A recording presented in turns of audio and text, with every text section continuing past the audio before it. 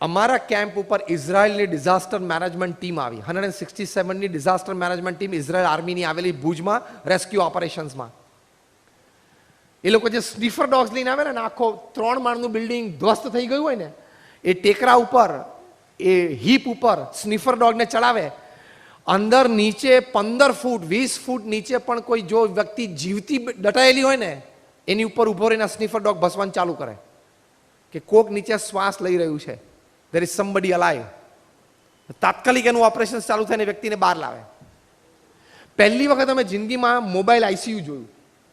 2001માં એ લોકો ઇઝરાયલથી mobile ICU લઈને આવેલા અને ત્યાં ભુજમાં શાસ્ત્રી મેદાનમાં એ લોકો ઊભું કરેલું. એ મિસ્ટર શોલમ અમારા કેમ્પ પર આવ્યા. અમને કહ્યું કે વોટ આર યુ ડુઈંગ? એટલે મેં એમને કહ્યું કે we are like we have done this type of relief activities and we are giving them fresh food and hot meals. Fresh food, hot meals in relief activity. દાળ ભાત શાક રોટલી જોઈને તો ખુશ થઈ ગયા. તો કે how many people take their lunch? મેં કહ્યું just in 5 minutes we'll start the queue. If you have time you can be here and see it. અને જોયું તો કે હજારો માણસો રોજ. મેં કહ્યું 3 ટાઈમ થઈને 85,000 લોકો જમે છે. Oh my God. પછી કે એનીથિંગ અધર? મેં કહ્યું હા, અમે આ રિલીફ કિટ બનાવી છે. એમાં 2 બ્લેન્કેટ છે. ફેમિલીના 4 વ્યક્તિ, હસબન્ડ વાઈફ, એક સન, એક ડોટર, એવા 4 જણાને એક જોડી કપડાં છે. પછી એ ફેમિલીને 1 અઠવાડિયું ચાલે એટલું રાશન છે. તો કે can I have a look? એમને બધી આઈટમ બહાર કાઢી. એમાંથી હેર ઓઇલની સીસી નીકળી, કોમ્બ નીકળ્યો અને નેલ કટર નીકળ્યું. તો કે what is this? This a relief kit? મેં કહ્યું yes. How did this go inside? Relief કિટમાં છે ને 4 થેપલા મરચાનું એક પેકેટ હોય અને એક જોડી કપડાં હોય, એટલું જ હોય રિલીફ કિટમાં. How did this go in? મેં એમને કહ્યું કે 81 વર્ષે અમારા ગુરુ પ્રમુખ સ્વામી મહારાજ રોજ રાત્રે 10 વાગે રિપોર્ટ માગે છે અને રિલીફ કિટ બનાવી. ત્યારે એમને કહ્યું કે લોકોએ 4-5 દિવસ થઈ ગયા અને આમ નાયા નથી, કારણ કે ક્યાંય પાણી અવેલેબલ નહોતું. માથામાં ખાલી તેલ નાખશે ને અને થોડું આમ કાંસકાથી ઓળશે ને તો એને આમ જરા ફ્રેશનેસ લાગશે. એટલે આપણે મૂકો. અમે કહ્યું કે સ્વામી રિલીફ કિટમાં તો હેર ઓઇલ અને કોમ ના હોય. પ્રમુખ સ્વામી મહારાજ કે ના મૂકો. ઓકે. પછી પ્રમુખ સ્વામી મહારાજ કે 4-5 દિવસ થયા લોકોના નખ વધી ગયા છે, આપણે એક નેલ કટર મૂકો. સંતોએ કહ્યું સ્વામી નેલ કટર રિલીફ કિટમાં હોય જ નહીં. સ્વામી કે ના મૂકો. લોકો નખ કાપે ને તો જરા જમી શકે, ફ્રેશ લાગે. અમે કહ્યું કે સ્વામી આ તો બધા અંજાર બચાવમાં ઘણા બધા ગામડાના લોકો હોય, ઘણા બધા નેલ કટર જોયું નહીં હોય, નેચરલ નેલ કટર વાપરતા હશે. પ્રમુખ સ્વામી મહારાજ કે ના મૂકો. એમની આજ્ઞા હતી, એમની ઈચ્છા હતી, એટલે અમે મૂક્યું. પછી એમને લાગ્યું કે જો ફોન વધારે ચાલશે ને તો કિટ ડબલ થઈ જશે. જ્યારે આ વાત અમે મિસ્ટર શોલોમ ઇઝરાયલ ડિઝાસ્ટર મેનેજમેન્ટ ટીમને કરી, એમના આંખોના અને ચહેરાના હાવભાવ ફરી ગયા. I can steel remember that moment, right, it happen right now. એવી રીતે મને જે દ્રશ્ય યાદ છે. મિસ્ટર શોલોમે કહ્યું કે can I see his picture? એટલે મેં પ્રમુખ સ્વામી મહારાજનો ફોટોગ્રાફ દેખાડ્યો એમને. એ જોઈને પ્રભાવિત થયા કે his eyes are very spiritual. અને પછી એક અદ્ભુત વાક્ય બોલ્યા, જો attitude is the master key. એક અદ્ભુત વાક્ય મિસ્ટર શોલમ બોલ્યા કે we work from the head, he works from the heart, so he got this idea.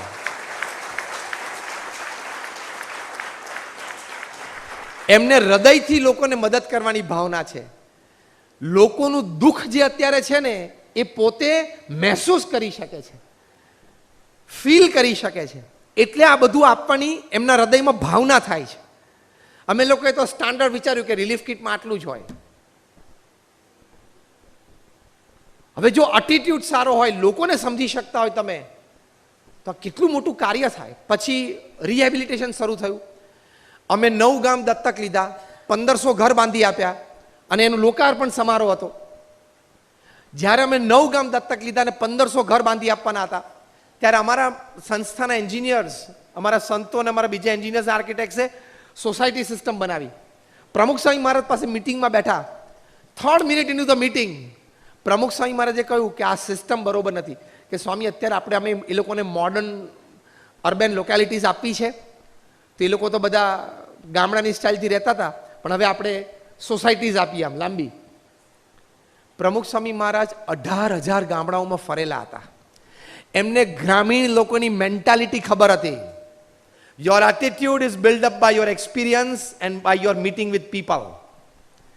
પ્રમુખ સ્વામી મહારાજે કહ્યું કે શહેરના લોકો છે ને સોસાયટીમાં ને ફ્લેટમાં રહેવા ટેવાયેલા હોય, ગામડાના લોકો છે ને ક્લસ્ટરમાં રહે, 8-10 ઘર હોય, વચ્ચે એક મોટો ચોક હોય, મોટો વચ્ચે વડલો હોય, ત્યાં લેડીઝના ટાઈમે, જેન્ટ્સના ટાઈમે બેઠા હોય, વાતોચીતો કરે, ચાય પીવે, નાસ્તો કરે. ગામડાના લોકોને એવું હોય કે પોતાના ઘરનું દરવાજો ખોલે ને એટલે એને 5-6 દરવાજા દેખાવા જોઈએ. એમાંથી જો કોઈક બહાર નીકળે તો તરત વાતો કરવાની મન થાય એને. આપણે તો એ વાતો કરી ના શકીએ કારણ કે કોઈનો દરવાજો દેખાતો ના હોય, અને કોઈ દેખાય કોઈક નીકળે તો ટાઈમ ના હોય કારણ કે પછી 6:35 પકડવાની હોય ટ્રેન. અમે અમારા એન્જિનિયર્સે બહુ આર્ગ્યુમેન્ટ કરી, પ્રમુખ સ્વામી મહારાજે પકડી રાખી વાત કે ના ક્લસ્ટર્સ જ બનાવો, એટલે બધા પ્લેન ફેલ, પછી ક્લસ્ટર્સ બનાવ્યા. જ્યારે લોકાર્પણ થયો ત્યારે લોકો બહુ ખુશ થયા, લોકોને આ જ જોઈતું હતું. અમે ત્યાં ઉખડમોરા ગામ હતું, એ આખું ગામ દત્તક લીધું હતું, અમે બાંધ્યું.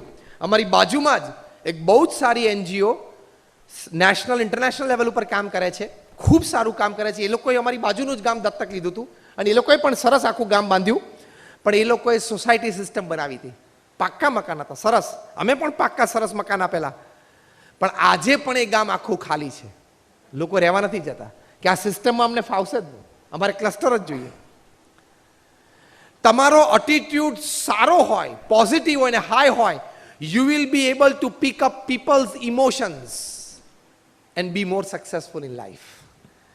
કારણ કે સક્સેસ માટે ટેકનિકલ સાઈડને 10% આપવામાં આવે છે, તમારી લોજિકલ સાઈડને બીજા 20% આપવામાં આવે છે, બાકીનો 70% સક્સેસનો રેટ પીપલ સપોર્ટ ઉપર આધારિત હોય છે. જે બધા કામ કરો છો તમને અનુભવ હશે, જે એનજીઓઝમાં કામ કરો છો એને વધારે અનુભવ હશે. Of all the success, 10% is technical know-how, 20% is your logical know-how, that is knowledge of the subject, 70% is people support. તો એ અભિગમથી આવે છે. તમારો એટીટ્યુડ લોકો પ્રત્યે સારો હોય, બોલવું, ચાલવું, ઉઠવું, બેસવું, વર્તવું,